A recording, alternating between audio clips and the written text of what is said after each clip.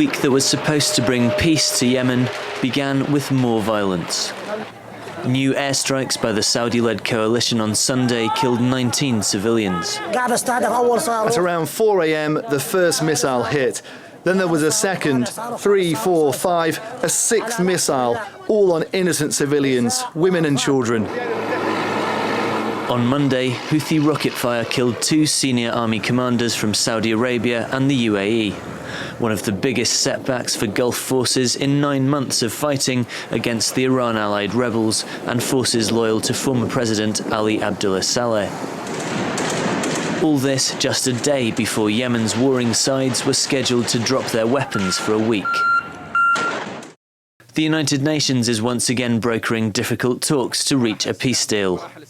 Both sides say they're serious about negotiations and have agreed on a draft agenda to end the war.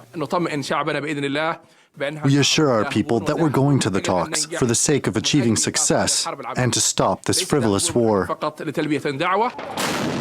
But peace talks have failed every time.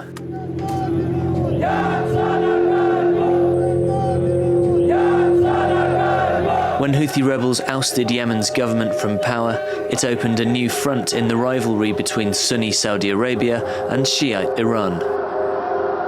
Saudi Arabia and 4 Gulf states are backing government forces, launching airstrikes against Houthis who control the north. Iran has been accused of backing Shia rebels who say they're fighting against discrimination. Last April, the United Nations proposed a solution that called on Houthis to give back territory, including the capital Sana'a, and for both sides to lay down their arms. A 5-day ceasefire was agreed in May, but wasn't respected. In June, the UN called for talks in Geneva, but neither side agreed on the terms of negotiation. In July, another 5-day ceasefire was tried, but ended with both sides accusing each other of violating the truce. In the months between, ongoing killings and the constant presence of terror groups like Al-Qaeda and Daesh expanding their own footprints. Of the country's 22 million people, more than 1 million have been displaced. But due to a coalition blockade on supplies to the country, humanitarian aid can't reach them. As a result, more than 7.5 million are facing starvation.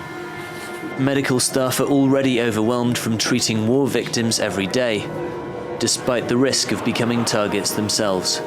As medicines run out, so too does patience and optimism that a new break in fighting will last and the suffering will finally end. Jerome Evans, The Newsmakers.